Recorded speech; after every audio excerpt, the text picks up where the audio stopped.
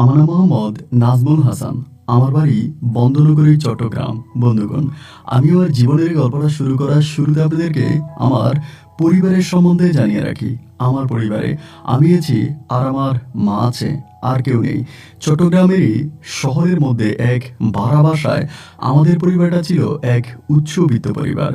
উচ্চবিত্ত পরিবার বলছি এই কারণে, ছোটবেলা থেকে আমার মা আমাকে কোনো কিছুর অভাব দেয়নি।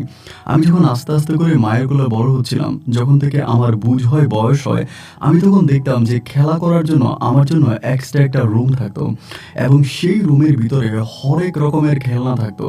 আমার বুঝ এবং বয়স হওয়ার পরে আমি সবসময় দেখতাম আমি মুখ থেকে চাওয়া মাত্রই আমার মা আমার চাওয়া পূরণ করতো, খাওয়া দাওয়া থেকে শুরু করে সব কিছু। এরকম করে আস্তে আস্তে করে বড় হচ্ছি। মোটামুটি একটু বড় হওয়ার পরে আমার মা তখন আমাকে চট্টগ্রাম শহরেরই খুবই সুনামধন্য একটা প্রাইভেট স্কুলে ভর্তি করে।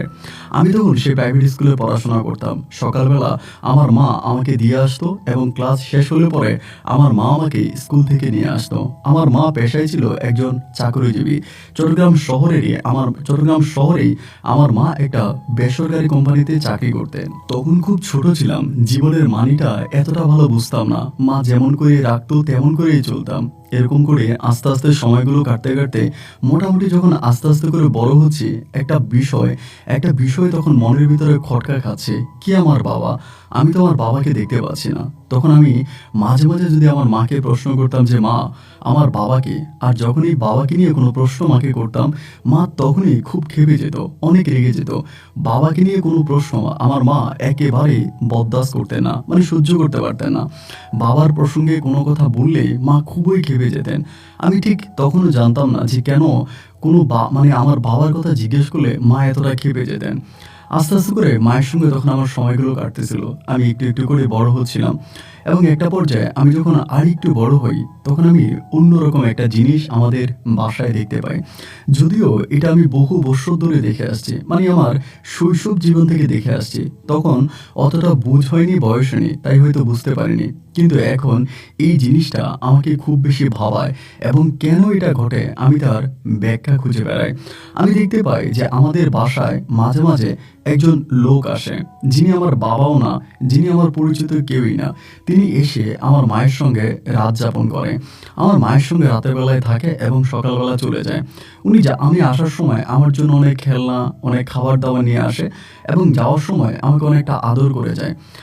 আমি হয়তো মনে করতাম তিনি আমার বাবা, কিন্তু একদিন যখন এই লোকটাকে আমি বাবা বলে ডাকি, তখন এই লোকটা আমার উপরে খুব ক্ষেপে যায়। মা তখন আমাকে বলে, এটা তোমার বাবা নয়, এটা তোমার আঙ্কেল। এরপর থেকে আমি ওনাকে আঙ্কেল করেই সম্বোধন করতাম।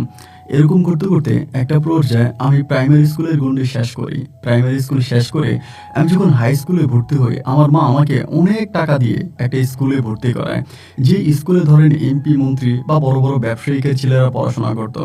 এইরকম একটা ব্যয়বহুল স্কুলে আমার মা আমাকে পড়াইতেন। তো আমি ওখানে পড়তাম এবং একটু পরে যখন বড় হই, আমার বয়স যখন আপনার 6 থেকে 7 বছর, আমি যখন ক্লাস 6 থেকে ক্লাস 7-এ পড়ি, তখন আমি মোটামুটি বুঝে গেছি যে আমার মায়ের প্রফেশনটা কি, আমার মা মূলত কি করে। তো ওই সময়ের ভিতরে আমার যে আইডি কার্ড হয়েছে, মানে আইডি কার্ড বলতে আমার স্কুলের যে আইডি কার্ড, ওখানে তো আমার বাবার নাম দেওয়া আছে। ওখানে আমি আমার বাবার নাম দেখতে পেলাম এবং আমার যে গ্রামের ঠিকানা, আমার সেই গ্রামের ঠিকানাও আমি ওখানে দেখতে পাইলাম। কিন্তু এখানে যে গ্রামের ঠিকানা, কোনোদিন আমার মা আমাকে সেই গ্রামে নিয়ে যায়নি এবং এই গ্রাম সম্বন্ধে আমার কোনো ধারণাই নেই। আমার জীবনটাই যেন এক কৌতূহলে ভরা। আমি বুঝতে পারি যে আমার মা শুধুমাত্র নামমাত্র একটা চাকরি করে এবং মূলত আমার মা কোনো এক বড়লোকের রক্ষিতা। সেই বড়লোক মাঝে মাঝে আমার মায়ের কাছে আসে এবং মায়ের বাসা ভাড়া, থাকা, খাওয়া এবং আমার পড়াশোনার যাবতীয় খরচ তিনি দেয়, যার বিনিময়ে সে মাঝে মাঝে আমার আম্মার সঙ্গে থাকে। এই জিনিসগুলো যখন একটা সময় বুঝতে পারি, তখন ভিতরটার মধ্যে খুব কষ্ট জেগে বসে। আমি এমন একটা মায়ের সন্তান যে মা কিনা এমন নোংরা কাজ করে। তাহলে আমার বাবা কোথায়? আমার বাবা কি আমার খোঁজ খবর নেয় না? আমার বাবা কি আমার কাছে আসে না? আমার বাবার কাছে কেন আমার মা যায় না? একটা পর্যায়ে যখন একদিন আমি যখন ক্লাস 7-এ পড়ি, যখন একেবারে চাপ দিয়ে একদিন মাকে জিজ্ঞেস করলাম যে বাবা কোথায়, বাবা কেন আসে না, বাবা কেন আমাদের খোঁজ খবর নেয় না, মা ওই দিন আমাকে ঘাড় ধাক্কা দিয়ে ঘর থেকে বের করে দেওয়ার মতো অবস্থা হয়েছে। আমাকে বলে, তোরে কোনোদিন আর এই ঘরে ঢুকতে দিব না, এত বাবা বাবা করিস কেন, তোর এত বাবা লাগবে কেন? আমি তো তোর কোনো অভাব অপূর্ণ রাখি না, আমি তো তোর কোনো কিছুর অভাব দিই না, এরপরেও তুই এত বাবা বাবা কেন করিস? দেখতে দেখতে আরও একটা বছর কেটে গেল। আমি তখন ক্লাস 9 থেকে ক্লাস 10-এ উঠলাম, এবং যখন আমি ক্লাস 10-এ পড়ি তখন আমার মনের ভিতরে এই জিনিসটা খুব জোরালোভাবে জেগে বসছে যে না, আমি আমার বাবার কাছে যাব। আমি আমার এই খারাপ মায়ের কাছে থাকবো না, যে মা কিনা খারাপ কাজ করে টাকা উপার্জন করে আর সেই টাকা দিয়ে আমাকে পড়াশোনা করায়। আমার বাবার কোনো কিছু কেন আমার মা বলে না? চট্টগ্রাম থেকে, মানে শহর থেকে অনেক দূরের একটা এলাকায় আমার আব্বার গ্রাম ছিল। তো আমি তখন ক্লাস 9-এ পড়ি, আমি তো ছোট না, অনেক বড়। একদিন সকালবেলা আমি স্কুল থেকে আমার বাবার সন্ধানের খোঁজে, মানে আমার বাবার খোঁজে আমি তখন গ্রামের পথে রওনা দিই। আমি প্রায় 9:30টার দিকে তখন রওনা দিয়েছিলাম। ওখান থেকে আমি আমার বাবার ওই গ্রামে পৌঁছাইতে প্রায় আপনার 2টার মতো বেজে যায়। এবং গ্রামীণ এলাকা আমি তো চিনি না, আমি একটু একটু গিয়ে মানুষকে জিজ্ঞেস করি। যেমন আমি প্রথমে আপনার জেলায় গিয়েছিলাম, এরপরে থানায়, তারপরে ইউনিয়নে, এরপরে পোস্ট অফিস, তারপরে গ্রাম। এবং গ্রামে যাওয়ার পরে যখনই আমার আব্বার নাম জিজ্ঞেস করলাম, তো সবাই আমার আব্বাকে চিনে। এবং বলার পরে আমি এই প্রথম আমার বাবার সামনে গিয়ে দাঁড়াইছি, এবং আমার বাবা তখন মাঠ থেকে কাজ করে মাত্র উঠে আসছে। এবং আমাকে দেখার পরে আমার বাবা অবাক হয়ে তাকিয়ে আছে। মানে বাবা হয়তো আমাকে চিনতে পারে না, আর আমিও তো আমার বাবাকে ঠিক চিনতে পারতেছি না। তবে জানি যে এই লোকটার নাম হচ্ছে, এই যে লোকটার নাম আমি খুঁজতেছিলাম, ইনি সেই ব্যক্তি। উঠানে গিয়ে যখন দাঁড়িয়ে আছি, বাবা মাঠ থেকে কাজ করে আসছে, উনি আমার দিকে তাকায় আছে, আমি ওনার দিকে তাকায় আছি। তারপর আমি জিজ্ঞেস করলাম যে আপনার নাম কি অমুক? এটা জিজ্ঞেস করে উনি মুখে ইশারা দিয়ে বললে হ্যাঁ। এবং দেখেন রক্তের কি টান, যে বাবা খুব ছোটবেলায় আমাকে দেখেছে, এবং আমার তেমন কোনো, মানে আমি একেবারে খুব ছোট তখনই আমার বাবা আমাকে দেখে, কিন্তু বাবা আমাকে ওই দেখে আমাকে বলে যে তোমার নাম কি নাজমুল? এটা বলার পরে আমি বললাম যে হ্যাঁ। এবং এটা বলাতে বাবা তার কাদা মাখা শরীর নিয়ে দৌড়ে এসে আমাকে জড়িয়ে ধরে কান্না করতে শুরু করে। বাবার ওই কান্নায় মনের অজান্তে আমিও তখন কান্না করে ফেলি। আমি কান্না করতে করতে বাবাকে বললাম যে আপনি তো আমার বাবা, কিন্তু আপনি কেন আমার মায়ের খোঁজ খবর নেন নাই? আপনি কেন আমার মায়ের কাছে যান নাই? আর আমার মাও বা কেন আপনার কাছে আমাকে আসতে দেয় নাই? আমার বাবা তখন পর্যন্ত কোনো বিয়ে করেনি। আমার দাদা আছে, দাদি আছে, আমার কাকা আছে, কাকি আছে, এবং সবাই আছে। তাদের সঙ্গে আমার বাবাও আছে। আমার বাবা মাঠে ঘাটে সম্ভবত কাজ করে। ঘরে যাওয়ার পরে আমার দাদি দাদা যারা আছে সবাই আমাকে খুব আদর করতেছে। ওদের আদর পেয়ে আমি, মানে আমার পুরনো অতীত আমার মনে হয় যেন আমি সব ভুলে গেছি। এরকম করে প্রায় দুপুরের পরে বিকাল হয়ে গেছে। মনের ভিতর তখন বারবার একটা প্রশ্ন জাগতেছে, আমি তো গ্রামে চলে আসছি, আমার মা তো আর জানে না। আল্লাহই জানে, যদি মা জানতে পারে বা আমি যদি যথাসময়ে বাসায় না যাই, তাহলে তো মা মহা কেলেঙ্কারি করে ফেলবে। আমাকে কোথায় কোথায় খুঁজতে খুঁজতে না জানি এই গ্রাম পর্যন্ত চলে আসে। তবে আমি মনে এটাই নিয়ে নিয়েছি, যাই হোক যেটাই হোক আমার ভাগ্যে যা আছে তাই হবে, কিন্তু আমি আর আমার এই খারাপ মায়ের কাছে আর যাব না। বিকেলবেলা বাবাকে জিজ্ঞেস করলাম যে বাবা, আপনি কেন এতদিন আমার খোঁজ খবর নেননি? আপনি কেন মায়ের কাছে যাননি? বা কেনই বা আমার মা একা একা আমাকে ওই শহরে রাখতো? আমার বাবা তখন আমার দিকে হাসি দিয়ে বলে, বাবারে, যে মায়ের পেটে 10 মাস 10 দিন ছিলি, আমি তোর কাছে তোর সে মাকে খারাপ করতে চাই না। আমি বাবার মুখের উপরেই বলে দিলাম, আপনি আমাকে আমার মায়ের কাছে খারাপ কি করবেন? আমি নিজের চোখে আমার মায়ের যে কুকীর্তি দেখেছি, একজন সন্তান হিসেবে আমি তখনই মরে গিয়েছি। আপনি নতুন করে আমার মায়ের কোনো কিছুতে আমাকে দেখানোর প্রয়োজন নাই। আমি শুধু আপনাকে এটাই জিজ্ঞেস করতেছি, আপনি আমার মায়ের কাছে যাননি কেন? আমার বাবা বলে, আমি তোমার মায়ের কাছে যাওয়ার সুযোগ তোমার মা আমাকে দেয়নি। আর তুমি গ্রামের একটা ছেলে ছিলা। সবসময় তোমার মা আমাকে বলতো তোমাকে শহরে নিয়ে যাওয়ার জন্য, তোমার মাকে শহরে রাখার জন্য। আমি গ্রামে একটা ছোটখাটো ব্যবসা করতাম।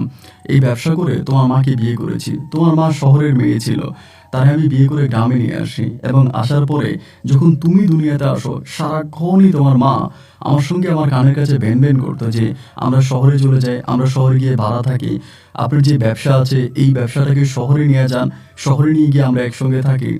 সারাক্ষণ আমার সঙ্গে এরকম ঝগড়াঝাটি করতো। কিন্তু তোমার দাদা আছে, দাদি আছে, কাকা আছে, ফুফি আছে, আমি এদেরকে ছেড়ে কিভাবে তোমার মাকে নিয়ে শহরে গিয়ে ভাড়া থাকি? এটা তো বড় স্বার্থপরতা দেখাবে। তখন তোমার কাকারাও কেউ কোনো কাজ কাম করতো না, সবাই মোটামুটি বেকার ছিল। আমার ইনকামের উপরেই আমার গোটা পরিবারটা চলতো। তো যখনই তোমার মা এভাবে চাপ দিল, আমি সেই চাপ নিচ্ছিলাম না। আমি বলছি যে না, আমি আমার ছেলেকে নিয়ে গ্রামেই থাকবো, ও গ্রামের স্কুলেই পড়াশোনা করবে। তোমার মা তোমার পড়াশোনা নিয়ে খুব চিন্তা করতো, খুব টেনশন করতো। সে সবসময় বলতো আমার ছেলে যদি গ্রামে থাকে তাহলে চট্টগ্রামের আঞ্চলিক ভাষায় কথা বলবে, শুদ্ধ বাংলায় কথাও বলতে পারবে না। এবং আমার ছেলে গ্রামে থাকলে গ্রামের ওই খেটে খাওয়া মানুষদের মতোই হবে।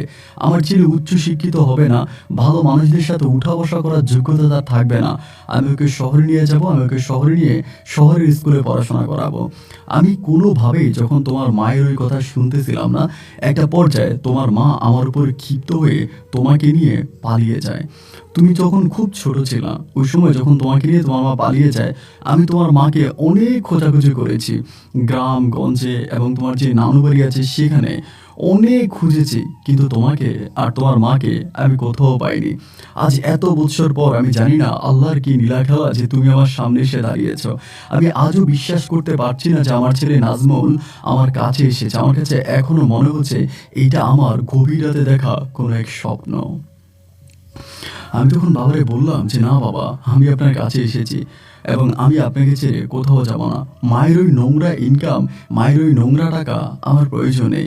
আমি প্রয়োজনে দিনে 3 বেলায় 1 বেলা খাবার খাবো, মাঠে গিয়ে হাড় ভাঙা পরিশ্রম করে ফসল ফলাবো, আর সেই ফসল গঞ্জে বিক্রি করে জামা কাপড় কিনবো, পরিবার চালাবো এবং নিজে খাবো। তারপরেও অসৎ উপার্জনের টাকায় আমি উচ্চ শিক্ষায় শিক্ষিত হব না। এই কথাগুলো বলতেছি আর আমার আব্বার মুখের দিকে তাকিয়ে আছি। আমার আব্বা তখন চোখের জল ফেলতেছে আর আমাকে শক্ত করে জড়িয়ে ধরে বলতেছে আমি তো এমন সন্তানই দুনিয়াতে এনেছিলাম। আমি জানি আমার সন্তান যতই খারাপ জায়গায় থাকুক না কেন, আমার সন্তান কখনো খারাপ হবে না। বাবা, তুমি এত বছর পর কেন আসছো? এর আগে কেন আসলা না? আমি আব্বাকে বললাম বাবা, আমি আসার অনেক চেষ্টা করেছি এবং অনেকবার ভেবেছি যে আমি যাব, কিন্তু আমি তো তখন ছোট, বুঝতাম না। এরপরও যখন মাকে প্রশ্ন করতাম, মা আমাকে মারতো। যখনই আপনার কথা জিজ্ঞেস করতাম বা যখনই আমি এইসব কথা জিজ্ঞেস করতাম, মা আমার গায়ে খুব হাত তুলতো। আমি খুব কষ্ট করে আমার জন্ম নিবন্ধনের কাগজ বের করি এবং স্কুলের আইডি বের করি এবং সেখান থেকে আমি আপনার ফুল অ্যাড্রেসটা বের করে আমি ওখানে চলে আসি। আমার আব্বা তখন আমাকে বলে তুমি কি আর কখনো তোমার মায়ের কাছে যাবা না? আমি বলেছি না, আমি আর কখনোই মায়ের কাছে ফিরবো না। জীবনে যতকাল বেঁচে থাকি গ্রাম বাংলার মানুষ হয়ে মাঠে মাটিতে কাজ করে আমি আপনার সঙ্গে বাকি জীবনটাই থেকে যাব। আমার এই কথা শুনে আমার আব্বা আর গর্বে তখন বুকটা ভরে গেল। আব্বা আর আমি তখন রাতের বেলায় খাবার খাইতে বসছি। রাত তখন প্রায় 9:30 কি 10টার মতো বাজে। এই সময় আমার মা হাজির, এবং মা একা আসেনি, মা সঙ্গে করে পুলিশ নিয়ে আসছে, মানে প্রশাসনের লোক নিয়ে আসছে। তারা সিভিল পোশাকে ছিল, একটা মাইক্রোবাস নিয়ে মা তখন সরাসরি আমাদের বাড়িতে। তখন আমি খাবার খাচ্ছি এবং মা হাতে হাতে এসে বলতেছে এই তো আমার ছেলে।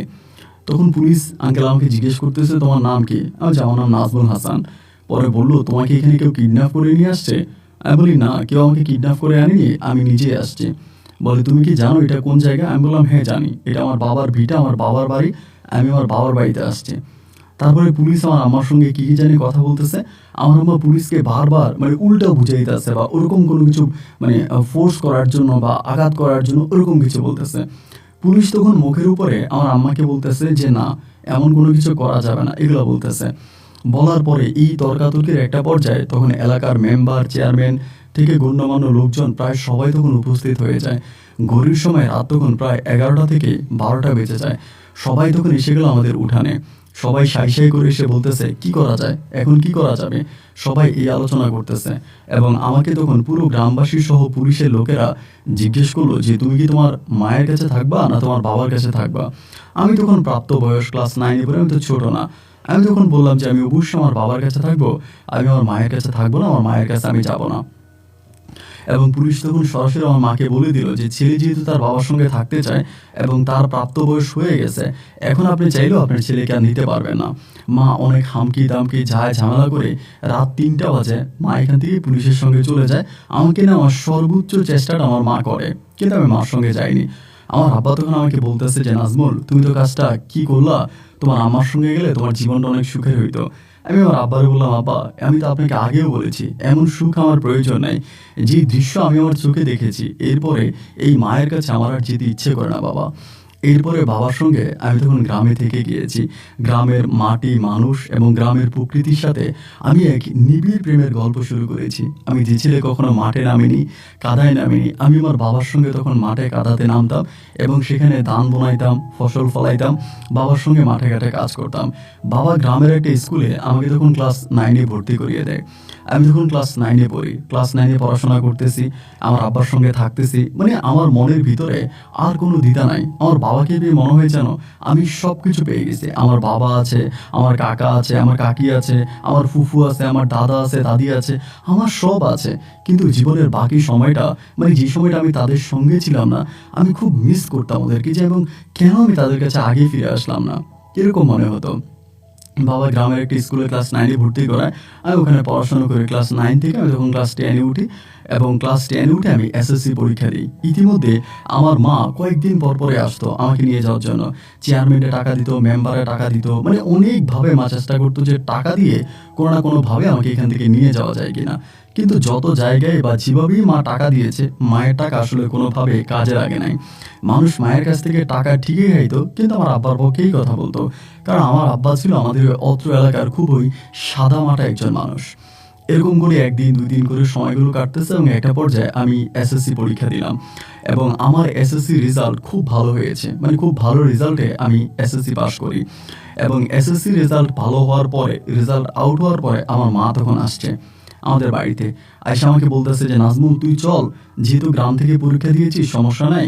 মা তোরে শহরের একটা ভালো কলেজে ভর্তি করাই দিব এবং আমি তোর খুব ভালো একটা কলেজে ভর্তি করাবো, তুই ওখানে পড়াশোনা করবি। তা আমার সঙ্গে চল।" আমি মাকে একটা কথা স্ট্রেট বলে দিয়েছি যে, "না, আমি গ্রামে যাব না। আমি আমি আমি শহরে যাব না। আমি গ্রামে আছি, আমি গ্রামেই থাকবো, আমার আব্বার সঙ্গে থাকবো এবং স্কুল আমি যেখান থেকে শেষ করেছি সেখানেই আরেকটা কলেজ আছে, আমি সেই কলেজে ভর্তি হয়ে যাব।" মায়ের চেষ্টার কোনো ত্রুটি ছিল না, কিন্তু কোনোভাবে মা আমাকে নিতে পারেনি। তো তখন আমার টিনেজার্সের বয়স, আমি আমার আব্বার সঙ্গে আছি।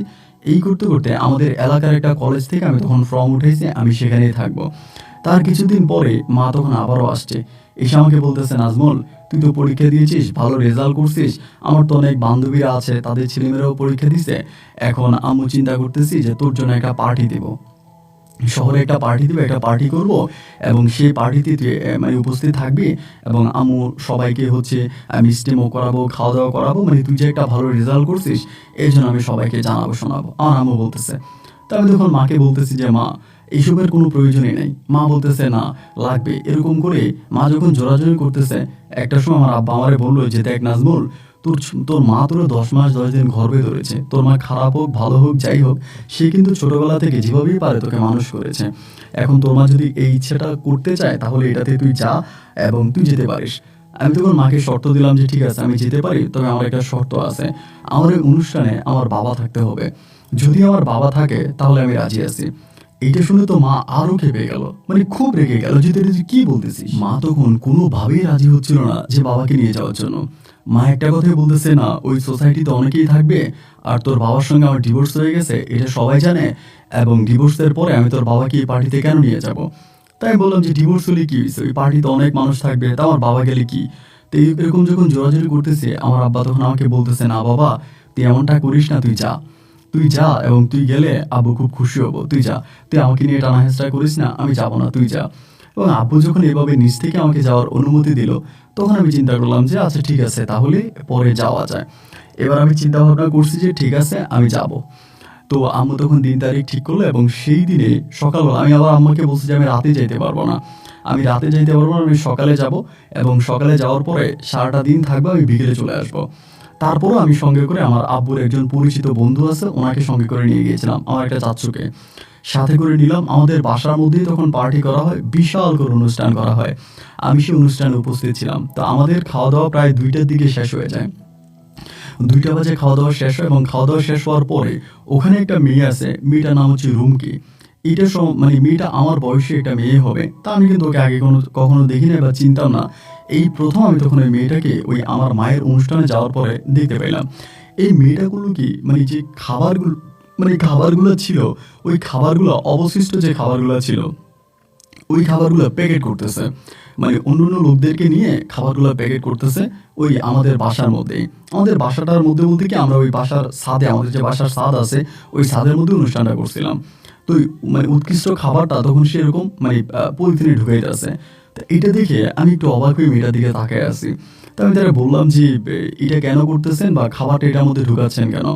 মেয়েটা বলতেছে, দেখেন না যে বাড়ির নিচে কত মানুষ দাঁড়িয়ে আছে, আমি খাবারটা এটার মধ্যে প্যাকেট করে মানে এরপরে যারা নিচে দাঁড়ায় আছে ওদেরকে নিয়ে দিব।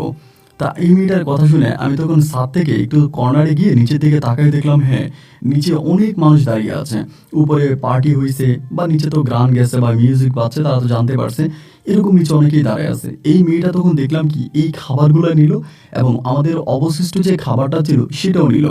নেওয়ার পরে মেয়েটা যখন নিচে যাচ্ছে খাবারগুলো মানুষকে দেওয়ার জন্য, আমি জানি না ভাই কেমন যেন আমার মনটা তখন একটা নাড়া দিয়ে উঠলো। এবং আমি মেয়েটাকে বললাম যে ঠিক আছে, আমি আপনার সঙ্গে নিচে যাব, আমিও খাবার সবাইকে দিব। বলে তাহলে তো ভালোই হয়, আসেন। এবার আমি এই মেয়ের সঙ্গে নিচে নামছি এবং নিচে নামার পরে আমি মেয়েটার সঙ্গে সবাইকে তখন খাবার দিতেছি। সবাই খাবারে মানে সবাইকে খাবার দিচ্ছে একে একে, ও মেয়েটাও দিচ্ছে আমিও দিচ্ছি। এবং আমার কাছে মনে হয় যেন সেদিনকার ওই কাজটা আমার অনেকটা ভালো লেগেছে। মানে এইরকম কাজ যদি জীবনে প্রতিদিন করতে পারতাম মনে হয় আমার জীবনটা অনেক সুখের হইতো। এই যে এবং এই মেয়েটাকে আমার অনেকটা ভালো লাগছে। তাই মেয়েটার সঙ্গে তখন নিচে দাঁড়ায় কথা বললাম, নাম জিজ্ঞেস করলাম, বলে রুম কি? তাই বললাম যে আপনি কোথায় থাকেন? বলে আমার আব্বা আম্মা দেশের বাইরে থাকে, আমি আমার দাদা দাদুর সঙ্গেই থাকি এবং চট্টগ্রাম শহরেই থাকি। তাই বললাম যে এই পার্টিতে কিভাবে আসা বা কিভাবে আসলেন? বলে আমার আন্টির সঙ্গে আপনার আম্মুর পরিচিত আছে, আমার আন্টি আমাকে এখানে নিয়ে আসছে। মেয়েটার সঙ্গে তখন কথাবার্তা বললাম, আমার কাছে ভালোই লাগছে।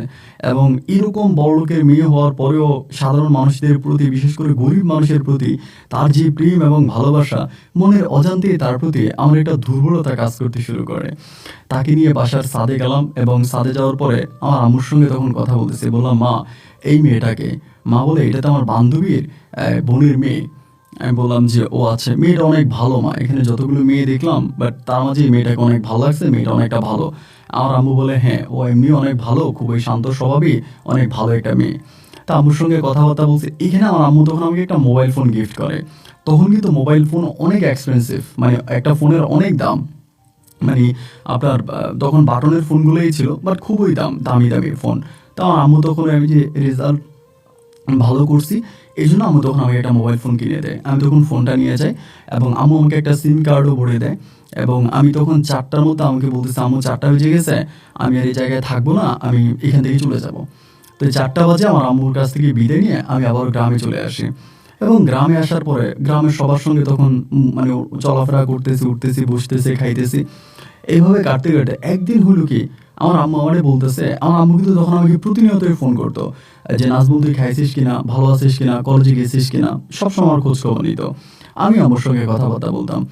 এরকম করতে করতে একদিন আম্মু আমাকে বলতেছে যে নাজমুল, বিকালবেলা তখন আমাকে বলে যে তুই যে তোর একটা মানে একটা ফ্রেন্ডের কথা বলছিলি, তোর রেজাল্ট আউট হওয়ার পর আম্মু যে পার্টি দিছিলাম ওখানে আসছিল রুম কি, তোর মনে আছে? ওই যে নিচে গিয়ে সবাইকে খাওয়া টাওয়া দিছিল গরিব মানুষদেরকে। আমি বললাম হ্যাঁ মা, মনে আছে, এটা মনে থাকবে না কেন? মা বলে ও আমাদের বাসায় আসছে, কথা বলবি? আমি বললাম মা তাহলে দাও না একটু কথা বলি। আমারও ভিতরে কেন জানি মেয়েটার সাথে কথা বলতে মন যাচ্ছিল। পরে মেয়েটার কাছে দিলাম, আমি তখন তার সঙ্গে কথাবার্তা বললাম, খুব ভালো লাগলো, মানে খুবই ফ্রেন্ডলি, মানে এত ভালো আচার আচরণ, এত ভালো যে আমি আসলে আপনাকে বলে বোঝাতে পারবো না। আমি তখন তারে বললাম যে তুমি কোনো ফোন ইউজ করো কিনা? আমি নিজ থেকেই বললাম। বলে হ্যাঁ আমি তো একটা মোবাইল ফোন ইউজ করি। আমি বললাম এই নাম্বারটা আমাকে দাও, মাঝে মাঝে তোমার সঙ্গে কথা বলবো। এরপরে মেয়েটা আমাকে নাম্বারটা দেয় এবং নাম্বার দেওয়ার পর আমি তখন এই তার ফোন নাম্বারটা নিয়ে যাই এবং সে বলে, আমি তখন কাগজে লিখি, লেখার পর তার নাম্বারটা আমি সেভ করি।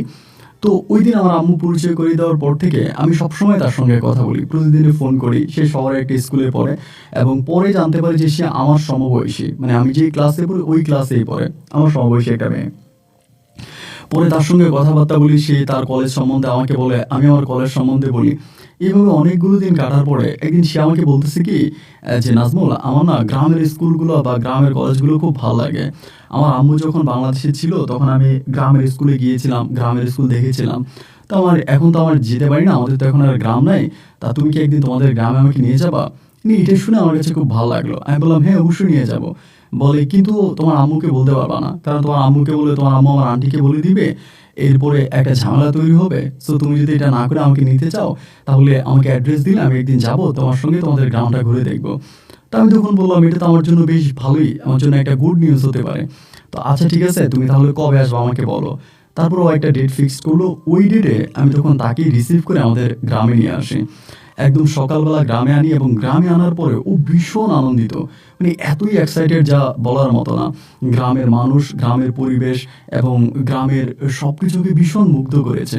ও প্রায় একেবারে দুপুরে আমাদের সঙ্গে পান্তা ভাত, এরপরে আপনার আলুর ভর্তা, তারপরে বিভিন্ন যে গ্রামীণ খাবারগুলো আছে ওই খাবারগুলো খাইছে। সারাটা দিন আমাদের বাসায় ছিল। বিকেল ৩টার মধ্যে ও বলতেছে ৩টা বেজে গেছে, আমি চলে যাই, কারণ আমাকে হচ্ছে আবার আন্টি খুঁজবে। তো ৩টার মধ্যে আমি তাকে আবার বাসে উঠিয়ে দিলাম। আমাদের এখান থেকে আবার শহরের বাস পাওয়া যায় এবং ডিরেক্টলি বাস তখন শহরে চলে গেছে, ওকে নিয়ে গেছে। ও আবার শহরে চলে গেল এবং যাওয়ার পরে আমি প্রতিনিয়তই তার সঙ্গে ফোনে কথা বলি। এরকম ফোনে কথা বলতে বলতে তার প্রতি আমার একটা দুর্বলতা বলতে কি আপনি এক কথায় বলতেই পারেন, একটা প্রেম এবং ভালোবাসা জেগে বসে। মনের অজান্তে আমি তখন তাকে ভালোবেসে ফেলি, একইভাবে সেও আমাকে ভালোবাসে। আমরা দুজন দুজনকে খুব ভালোবাসি এবং এরকম করে আমাদের মাঝে একটা নতুন প্রেম আর ভালোবাসার সম্পর্ক শুরু হয়। আস্তে আস্তে করে ও আমাকে বুঝতে শুরু করে এবং আমিও ওকে বুঝতে শুরু করি। দুজন দুজনাকে খুব বেশি ভালোবাসি। এভাবে আমাদের ভালোবাসার সম্পর্কটা খুব বেশি দিন যায় না, প্রায় ১ বৎসরের মতো চলতে থাকে। ওই সময় আমার পড়াশোনার বেশ ক্ষতি হয়। একে তো গ্রামের কলেজটা বেশি একটা ভালো ছিল না এবং গ্রামের যে বন্ধু-বান্ধব আছে ওদের সঙ্গে মিশতাম এবং আমি এদিক দিয়ে আবার রুমকির সঙ্গে প্রেম করতাম। তো সব কিছু মিলিয়ে আমার ইন্টারমিডিয়েটের রেজাল্টটা অতটা ভালো হয়নি। মানে ভালো হয়নি বলতে আপনাকে খুলিয়ে বলে আমি ফেল করি, ইন্টারমিডিয়েটে ফেল করি এবং ফেল করার পরে আমার মাও খুব মন খারাপ করে, মানে করে, "তুই শহরে চলে আয়, তুই গ্রামে থাকলে আরও খারাপ হয়ে যাবি", এইটা সেটা। মা তখন আমাকে মানে শহরে নিয়ে যাওয়ার জন্য একেবারে উঠে পড়ে লাগছে। তখন রুমকির সঙ্গে আমার জমিয়ে প্রেম চলতেছে। এরকম করতে করতে একটা সময় রুমকি হঠাৎ করে বলতেছে কি যে, আমাকে বলে, "নাজমুল, আমার আব্বু আম্মু তো আসবে বাংলাদেশে এবং তারা খুব রিসেন্ট আসবে, তারা এসে আমাকে হচ্ছে বিয়ে শাদী দিয়ে দিবে, এখন আমি কি করব?" যখন এটা বলছে আমি তখন খুব ভয় পেয়ে গেলাম। তখন কিন্তু ও আমার জীবনের ১ম ভালোবাসা এবং তাকে অসম্ভব ভালোবাসি। ইন্টারমিডিয়েটের রেজাল্টও খারাপ হইছে, গ্রামে পড়ে আছি। আবার ওই সময় কিন্তু আমি আম্মার কাছ থেকে কিছু হাত খরচে টাকা নিতাম। আব্বা তো অতটা দিতে পারত না। কারণ ওর সঙ্গে মানে রুমকির সঙ্গে শহরে যাওয়া, দেখা করা, ওর সঙ্গে রেস্টুরেন্টে বসে খাওয়া, এত একটা ব্যয়বহুল টাকা পয়সা দরকার। তো এইজন্য আমি মাঝে, মাঝে আম্মুর কাছে গেলে আম্মু আমাকে টাকা দিত। আম্মুর ওই টাকাটা আমি রুমকির পিছনে ব্যয় করতাম। তো এর ভিতরেও আমাকে বলতেছে যে আমার আব্বু-আম্মু তো দেশের বাইরে থেকে আসবে এবং আসার পরে তারা হয়তো আমাকে বিয়ে শাদী দিবে, না হয় আমাকে দেশ থেকে নিয়ে চলে যাবে। তো আমাদের এই সম্পর্কটা আর কি হবে? তুমি কিছু একটা করো। তখন আমি বললাম যে আসলে কি করব আমি তো ঠিক বুঝতেছি না। ও আমাকে বলে, "প্লিজ কিছু একটা করো, কারণ এভাবে তো হতে পারে না।" আর আমি বললাম, "তাহলে আমি কি করতে পারি? আমি কি আমার আম্মুকে আমাদের এই সম্পর্কের বিষয়টা বলতে পারি?" ও আমাকে বলে, "তুমি তোমার আম্মুকে না হয় বললা, কিন্তু তোমার আম্মুকে বললেও এতে কোনো কাজ হবে বলে মনে হয় না।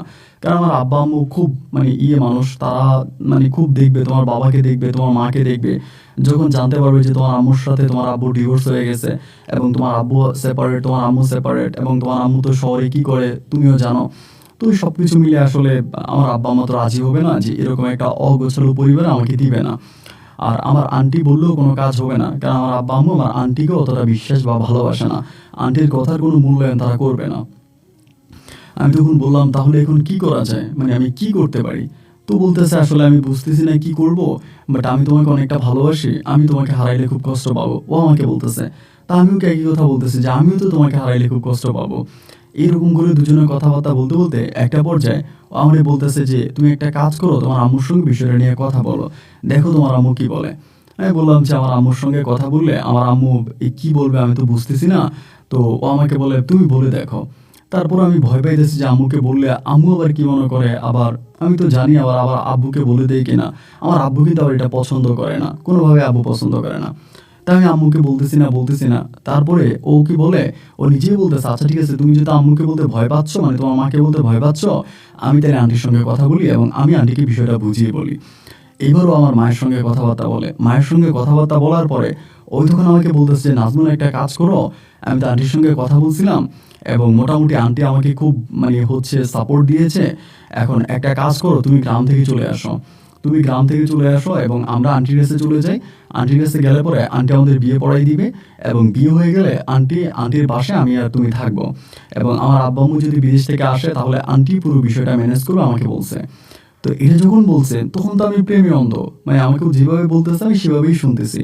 আমি তখন চিন্তা করছি যে এটা তো অনেক ভালো একটা প্লাস পয়েন্ট। আমি তখন আমার আম্মুর সঙ্গে কথা বলে আম্মু তখন আমাকে বকাঝকা করে যে, "তুই আমাকে আগে বললি না কেন?"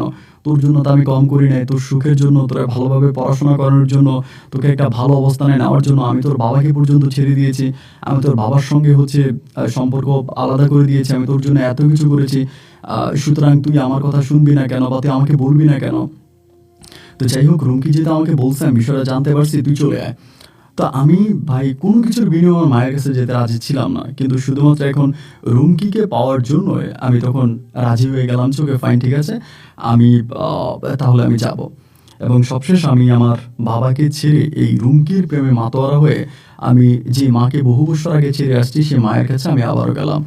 এবং যাওয়ার পরে মা তখন রুমকির সঙ্গে আমাকে জাস্ট একটা হুজুর ডেকে কলমা পড়িয়ে দিয়েছে। কোনো কাবিন হয়নি বা ওরকম কোনো ডকুমেন্ট হয়নি, শুধুমাত্র কলমা পড়াই দিছে এবং কলমা পড়ে আমাদেরকে এক ঘরে থাকতে দিছে। আমাদের ওরকমভাবে বিয়ে হয়নি, আমি সানায় আমি পাগড়ি পরিনি, পাঞ্জাবি পরিনি, ও হচ্ছে ওরকম করে বউ সাজেনি, নর্মাল ড্রেস আমাদের বিয়ে হয়, বিয়ে হওয়ার পর আমাদের এক রুমে দেয়, আমরা এক রুমে থাকি। তো এরকম করে থাকতেছি আর আস্তে আস্তে করে সময়গুলো কাটতেছে। তো তখন কিন্তু আমি আর আব্বুর সঙ্গে আর কোনো যোগাযোগ করি না, বা গ্রামের কথা আমি পুরোই ভুলে গেছি। এবং আমার আব্বু মনে খুব কষ্ট পাইছে। আব্বু তো পরে বিষয়টা জানতে পারছে যে আমি একটা মেয়েকে ভালোবাসছি বা এই মেয়েটাকে আমি বিয়ে করে আম্মুর বাসায় আছি। এটা জানার পর আমার আব্বা অনেক কষ্ট পাইছে। আমি আব্বার যে ফ্রেন্ডদের সঙ্গে বা অন্যদের সঙ্গে কথা বলছে, তারা আমাকে বলছে যে নাজমুল, তোমার আব্বা খুব কষ্ট পাইছে এবং বিষয়টা তোমার আব্বু মানে ওভাবে স্বাভাবিকভাবে নেয়নি, তার ভিতরে অনেক কষ্ট হয়ে গেছে।